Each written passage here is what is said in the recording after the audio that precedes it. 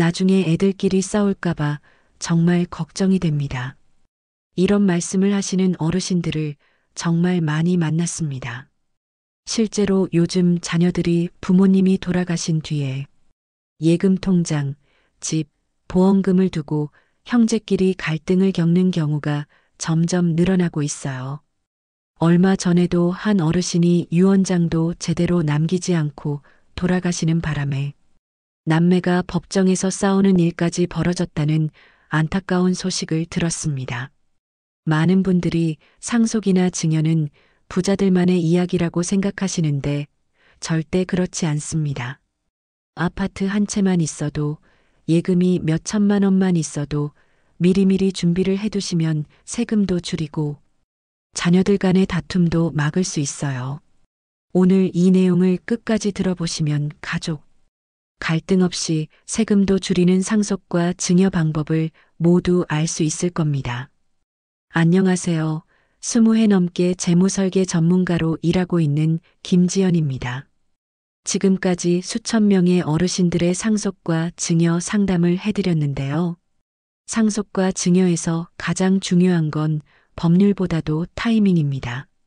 복잡한 절차나 어려운 용어 때문에 겁먹지 마시고 오늘은 누구나 쉽게 이해할 수 있도록 안전한 방법들만 설명해 드릴게요. 은퇴하신 후에 모아두신 재산이 조금씩 늘어나고 있으시죠? 그런데 이 소중한 재산을 언제, 어떻게 자녀들에게 물려줘야 하는지 고민이 많으실 겁니다. 상담을 오시는 분들 중에 내 재산은 나중에 다 자식들한테 줄 건데 왜 미리 나누어 줘야 하냐고 물어보시는 분들이 정말 많아요. 이런 생각을 하시는 게 당연합니다. 하지만 막상 돌아가신 후에 재산을 남기면 상속세라는 세금 부담도 생기고 형제들 사이에 누가 얼마를 가져가느냐를 두고 갈등이 벌어지는 경우가 많아요. 반대로 미리미리 증여를 해두시면 세금을 크게 절약할 수 있고 가족들도 평화롭게 지낼 수 있으며 무엇보다 어르신께서 살아계실 때 자신의 재산을 직접 통제하면서 나누어 줄 수 있다는 큰 장점이 있습니다. 실제로 작년 한 해 동안만 봐도 상속 관련 분쟁이 법원에만 3만 건 이상 접수되었다고 합니다.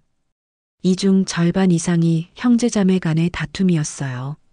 특히 부동산 가격이 많이 오른 강남이나 분당, 목동 같은 지역에서는 아파트 한 채 때문에 형제들이 원수가 되는 경우도 허다합니다. 제가 직접 상담했던 분 중에 이런 경우가 있었어요.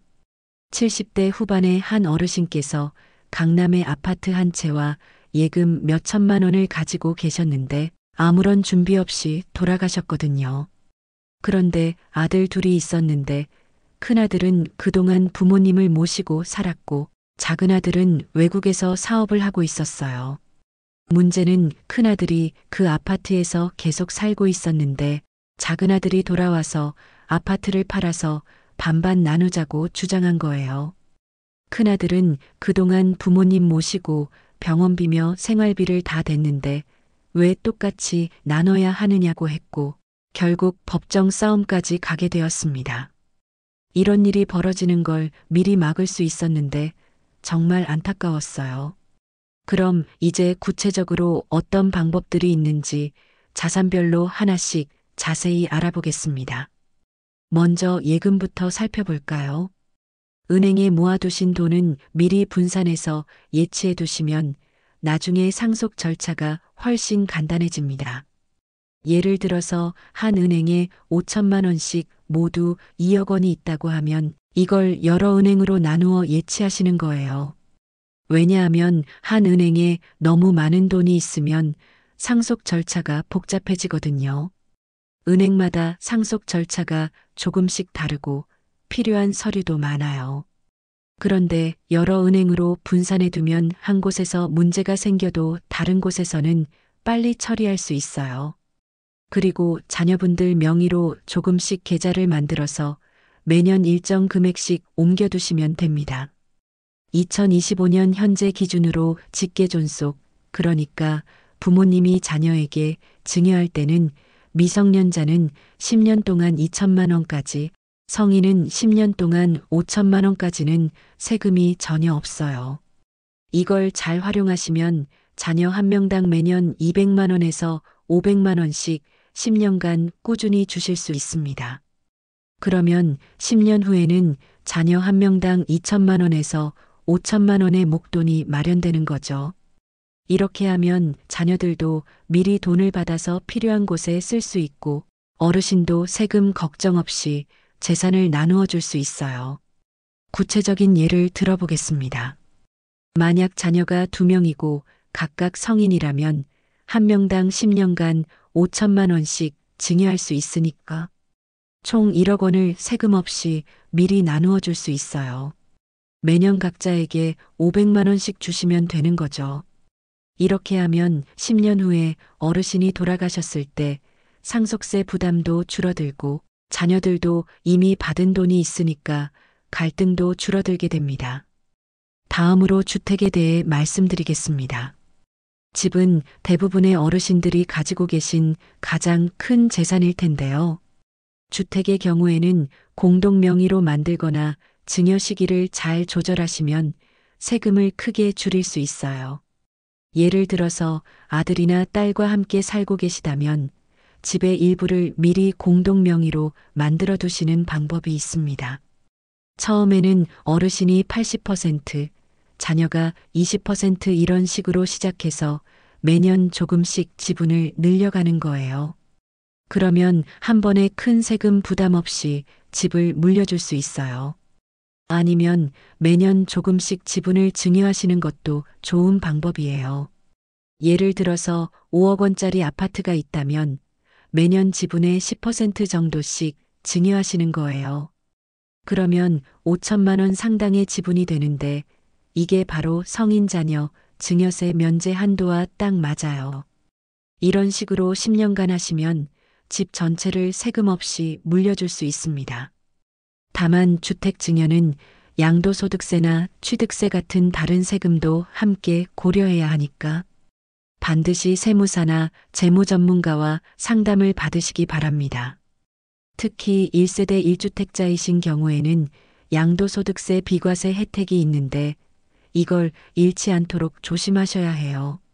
실제로 제가 상담했던 경우를 말씀드리면 일산에 살고 계시던 김모 어르신께서는 4억 원짜리 아파트를 가지고 계셨는데 매년 아들에게 지분 10%씩 증여하셨어요.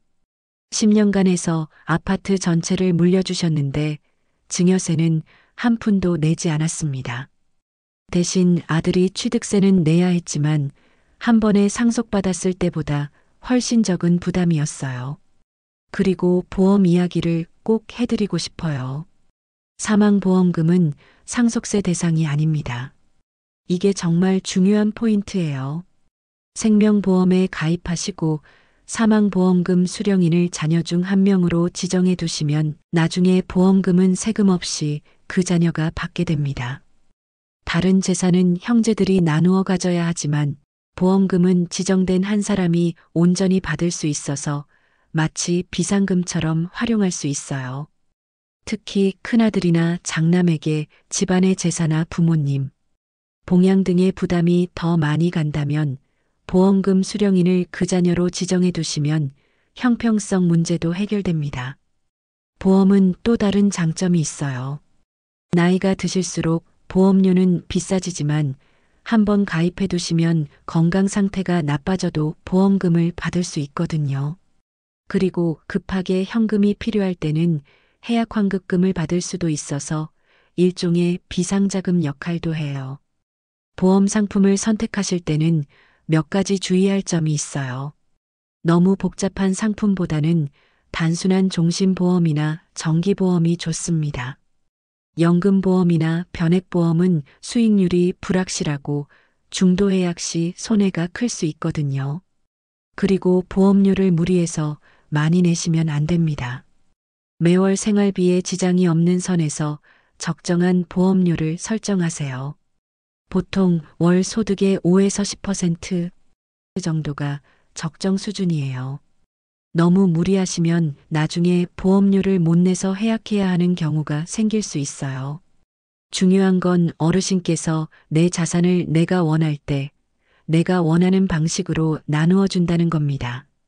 돌아가신 후에 법에 따라 나누어지는 게 아니라 살아계실 때 직접 계획을 세우고 실행하시는 거예요. 실제 사례를 더 자세히 말씀드릴게요.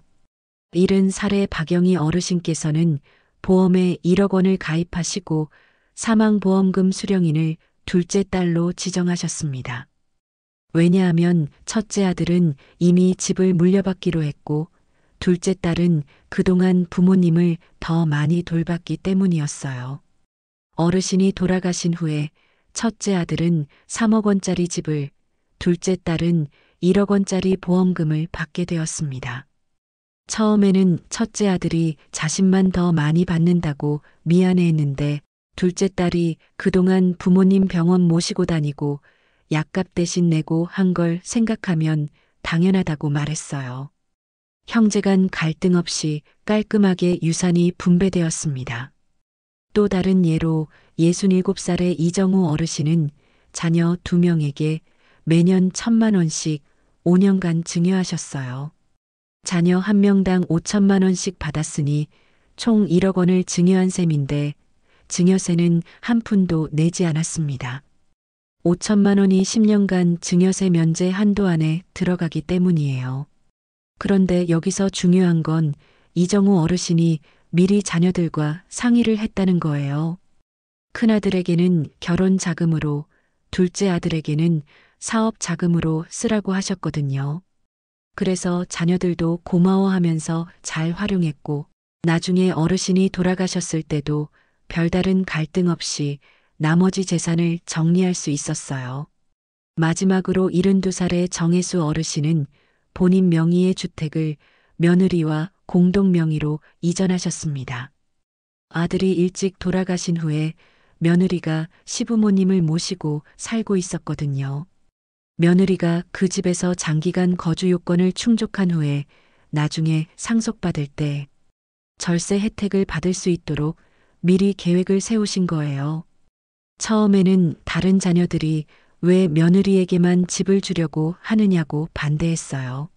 하지만 정혜수 어르신께서 며느리가 그동안 얼마나 헌신적으로 모셔왔는지 그리고 앞으로도 계속 돌봐줄 사람이 며느리뿐이라는 걸 차근차근 설명하셨어요.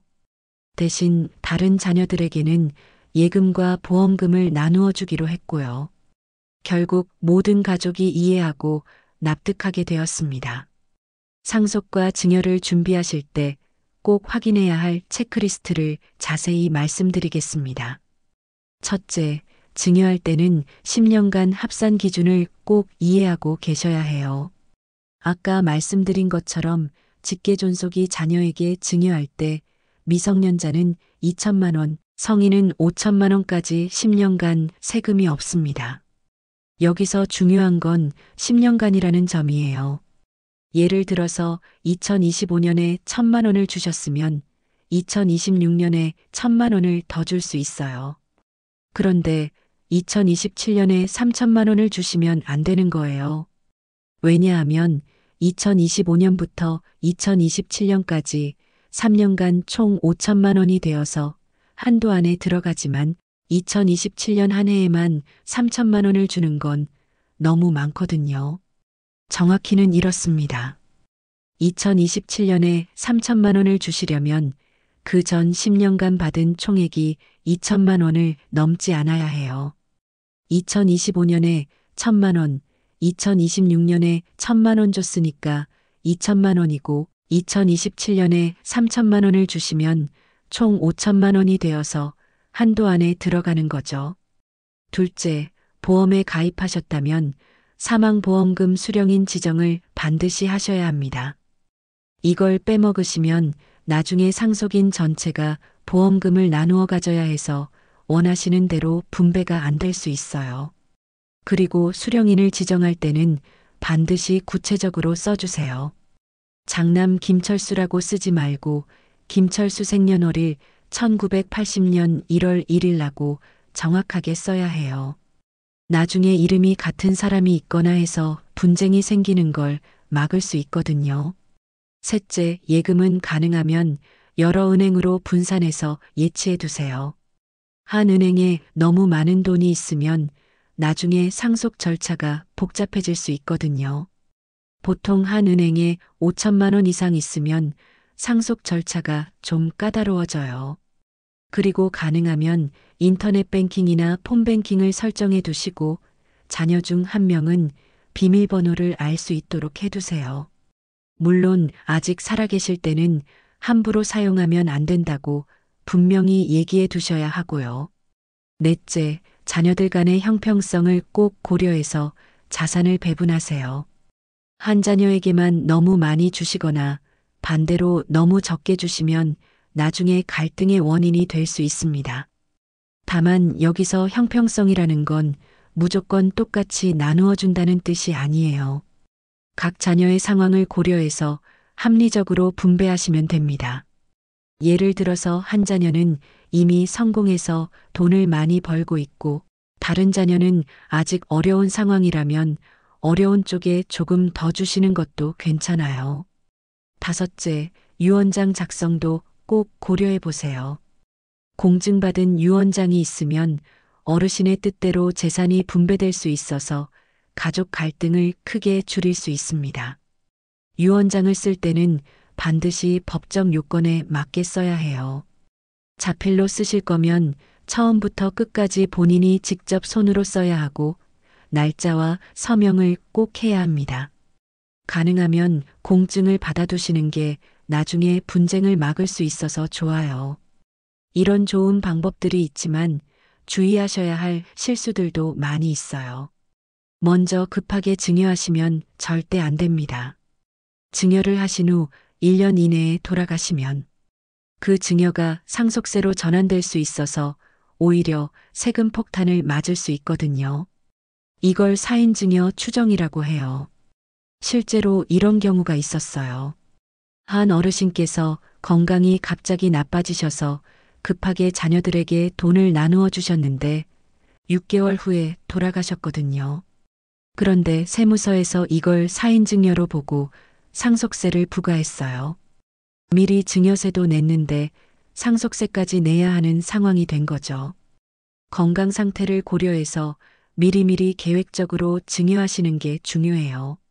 둘째로 보험 수령인 지정을 놓치시면 안 됩니다. 보험에 가입만 하시고 수령인을 지정하지 않으면 나중에 상속인 전체에게 보험금이 분배되어서 갈등이 생길 수 있어요.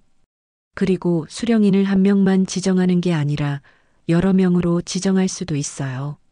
예를 들어서 첫째 아들 60%, 둘째 딸 40% 이런 식으로요. 이렇게 하면 보험금도 원하는 비율로 나누어 줄 수 있어요. 셋째로 편법 증여는 절대 하시면 안 됩니다. 명예신탁이라고 해서 자녀 이름으로 계좌를 만들어 놓고 실제로는 본인이 관리하시는 경우가 있는데 이건 탈세로 간주되어서 나중에 큰 벌금을 물 수 있습니다.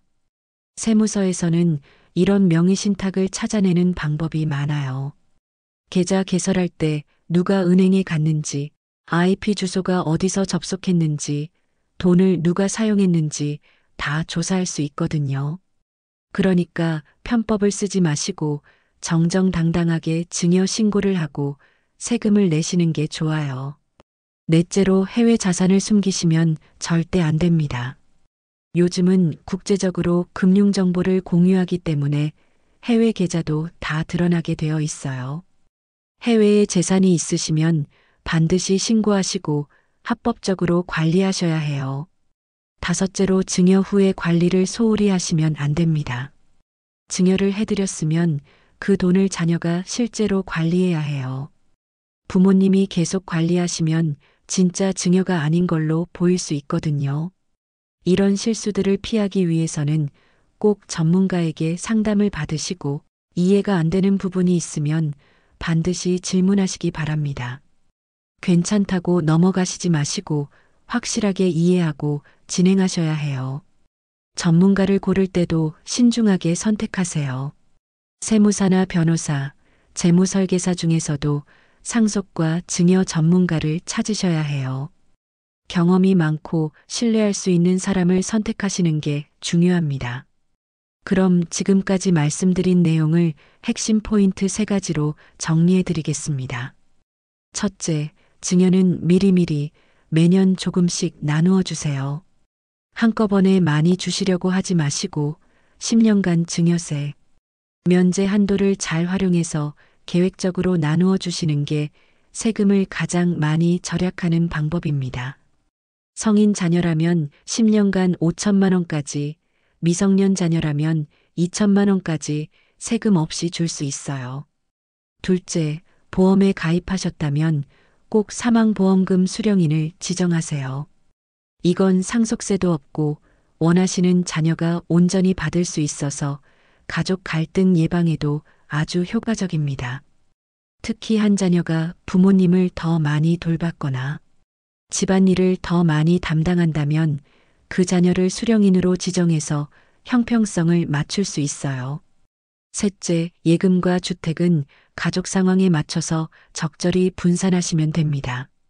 무조건 똑같이 나누어 주시려고 하지 마시고 각 자녀의 상황과 지금까지 부모님께 얼마나 잘해드렸는지도 고려해서 합리적으로 분배하세요.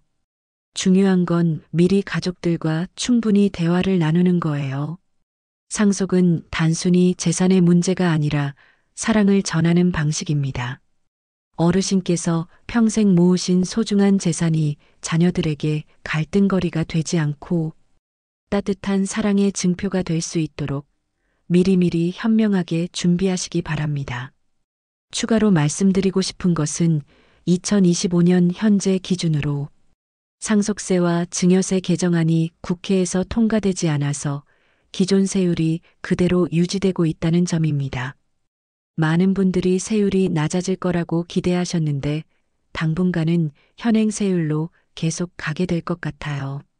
현행 상속세는 과세표준에 따라 10%부터 50%까지 5단계 누진세율이 적용됩니다.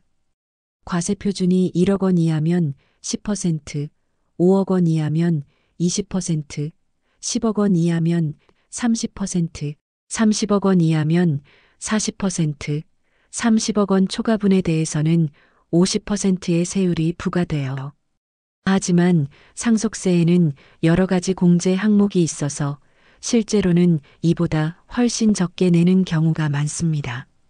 기본 공제가 5억 원이고 배우자가 있으면 배우자 공제로 최대 30억 원까지 추가로 공제받을 수 있어요. 자녀 공제는 자녀 한 명당 5천만 원, 미성년자 공제는 만 20세까지, 연수에 1천만 원을 곱한 금액, 연로자 공제는 만 65세 이상 직계존속 한 명당 5천만 원, 장애인 공제는 장애인 한 명당만 75세까지 연수에 1천만 원을 곱한 금액을 공제받을 수 있어요. 예를 들어서 총 상속 재산이 10억 원인데 배우자와 자녀 2명이 있다고 하면 기본 공제 5억 원에 자녀 공제 1억 원 자녀 한 명당 5천만 원씩을 더해서 6억 원을 공제받을 수 있어요. 그러면 과세표준은 4억 원이 되고 여기에 20%의 세율을 적용해서 상속세를 계산하게 됩니다. 증여세도 마찬가지로 10%부터 50%까지 누진세율이 적용되는데 직계존속이 자녀에게 증여할 때는 미성년 자녀는 10년간 2천만 원까지, 성인 자녀는 10년간 5천만 원까지 세금이 없어요. 배우자 간에는 10년간 6억 원까지 증여세가 면제됩니다. 또 하나 중요한 점은 결혼 자금이나 출산 및 육아 자금으로 증여받는 경우에는 추가 공제가 있다는 거예요. 결혼 자금으로는 1억 원까지, 출산이나 육아 자금으로는 5천만 원까지 별도로 공제받을 수 있습니다. 이 혜택들은 기존 증여세 공제 한도와 별개로 적용되니까 잘 활용하시면 더 많은 절세 효과를 볼 수 있어요. 생명보험의 경우 사망보험금이 상속세 비과세라는 말씀을 드렸는데 여기에는 몇 가지 조건이 있어요. 보험료를 누가 냈는지, 피보험자가 누구인지, 수익자가 누구인지에 따라서 세금 처리가 달라집니다. 일반적으로 부모님이 본인을 피보험자로 해서 보험료를 내시고 자녀를 수익자로 지정하시면 사망보험금은 상속세 대상이 아니에요. 하지만 부모님이 자녀를 피보험자로 해서 보험료를 내시면 이건 증여에 해당할 수 있으니까 주의하셔야 합니다. 보험 상품을 선택하실 때는 단순히 세금 절약만 생각하지 마시고 어르신의 건강 상태나 경제적 여건, 가족 상황 등을 종합적으로 고려해서 결정하세요. 보험료가 너무 부담스러우면 오히려 생활에 지장을 줄 수 있거든요. 보험료를 정할 때는 현재 생활비에 무리가 가지 않는 선에서 결정하시는 게 중요해요. 보통 월 소득의 5에서 10% 정도가 적정하다고 보는데 연금 소득만 있으신 어르신들은 더 신중하게 결정하셔야 해요. 부동산의 경우에는 증여세 외에도 취득세, 양도소득세 등 여러 가지 세금이 관련되어 있어서 더욱 신중하게 접근하셔야 합니다. 특히 1세대 1주택자이신 경우에는 양도소득세 비과세 혜택이 있는데 이걸 잃지 않도록 조심하셔야 해요. 예를 들어서 부모님이 1세대 1주택자로 2년 이상 거주하신 집을 자녀에게 증여하면 자녀는 취득세를 내야 해요. 그런데 나중에 자녀가 그 집을 팔 때는 양도소득세를 내야 할 수도 있어요. 반면 상속으로 받으면 취득세는 없고 양도소득세 계산 때도 유리한 점이 있어요. 이런 복잡한 세금 계산 때문에 부동산 증여는 반드시 전문가와 상의해서 진행하시는 게 좋습니다. 세무사나 부동산 전문 변호사의 도움을 받으시면 최적의 방법을 찾을 수 있어요. 농지나 임야를 가지고 계신 분들은 영농상속공제나 산림상속공제 같은 특례 제도도 활용할 수 있어요. 영농상속공제는 20년 이상 영농에 종사한 피상속인이 상속인에게 농지 등을 상속하는 경우 최대 15억 원까지 공제받을 수 있어요. 다만 상속받은 사람이 5년 이상 계속 영농에 종사해야 한다는 조건이 있어요. 산림상속공제도 마찬가지로 20년 이상 산림 경영에 종사한 피상속인이 상속인에게 산림을 상속하는 경우 최대 15억 원까지 공제받을 수 있어요. 이것도 상속받은 사람이 5년 이상 계속 산림 경영에 종사해야 해요. 이런 특례들은 조건이 까다로워서 전문가의 도움 없이는 적용받기 어려워요. 해당되시는 분들은 꼭 전문가와 상의해 보시기 바랍니다. 마지막으로 해외에 자산을 가지고 계신 분들은 국제조세 문제도 고려하셔야 해요. 해외 금융계좌 신고 의무라든지 상호합의 절차라든지 복잡한 절차들이 있으니까 반드시 국제세무에 경험이 있는 전문가의 도움을 받으시기 바랍니다. 해외 자산이 있는 경우에는 한국 세법뿐만 아니라 해당 국가의 세법도 고려해야 해요. 이중과세 문제도 생길 수 있고 환율 변동에 따른 손익도 계산해야 하거든요. 상속과 증여 계획을 세우실 때는 단기적인 절세 효과만 보지 마시고 장기적인 관점에서 가족 전체의 이익을 고려하셔야 합니다.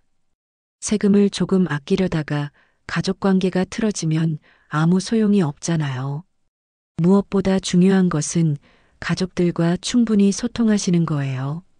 어르신 혼자 결정하지 마시고 자녀들과도 대화를 나누시고 각자의 상황이나 희망사항도 들어보세요. 그래야 나중에 갈등 없이 모두가 만족할 수 있는 상속 계획을 세울 수 있습니다. 가족회의를 정기적으로 여시는 것도 좋은 방법이에요. 1년에 한두 번 정도 온 가족이 모여서 재정 상황이나 상속 계획에 대해 이야기를 나누시는 거예요.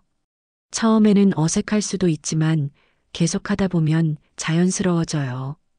그리고 계획을 세우신 후에도 정기적으로 점검하시고 필요하면 수정하시는 것도 중요해요.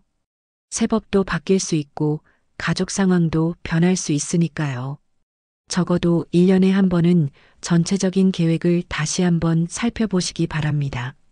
상속과 증여 계획을 세울 때 자주 하시는 실수들을 몇 가지 더 말씀드릴게요. 첫째, 너무 성급하게 결정하시는 경우가 있어요. 한번 증여하면 되돌리기 어려우니까 충분히 생각하시고 결정하세요. 특히 부동산 같은 큰 재산은 더욱 신중하게 접근하셔야 해요. 둘째, 세금만 생각하고 다른 요소들을 간과하시는 경우가 있어요. 절세도 중요하지만 가족 화합이 더 중요합니다. 세금을 조금 더 내더라도 가족들이 모두 납득할 수 있는 방향으로 결정하시는 게 좋아요. 셋째, 문서화를 소홀히 하시는 경우가 있어요. 말로만 약속하지 마시고 반드시 서면으로 남겨두세요. 나중에 기억이 다를 수 있고 분쟁의 원인이 될 수 있거든요. 넷째, 전문가의 도움을 받지 않고 혼자 처리하려고 하시는 경우가 있어요. 상속과 증여는 전문적인 지식이 필요한 분야예요. 비용이 조금 들더라도 전문가의 도움을 받으시는 게 결과적으로는 더 유리해요. 오늘 말씀드린 내용이 도움이 되셨다면 구독과 좋아요 버튼 꾹 눌러주시고 궁금한 점이나 개인적인 상황에 대해 문의사항이 있으시면 댓글로 남겨주세요. 다음 영상에서 더 자세하고 실용적인 내용으로 찾아뵙겠습니다. 특히 개별 상황에 따른 맞춤형 상담이 필요하신 분들은 전문가를 찾아가시기 바랍니다. 상속과 증여는 획일적인 답이 있는 게 아니라 각 가정의 상황에 따라 최선의 방법이 다르거든요. 오늘 긴 시간 동안 끝까지 들어주셔서 정말 감사합니다.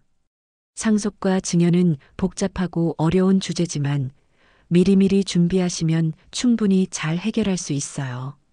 궁금한 점이 있으시거나 개별 상담이 필요하시면 언제든지 댓글로 문의해 주세요. 여러분 모두 건강하시고 가족들과 화목하게 지내시면서 현명한 재산 관리하시기를 진심으로 바랍니다. 다음에 또 도움이 되는 내용으로 찾아뵙겠습니다. 구독과 좋아요, 그리고 알림 설정까지 부탁드려요.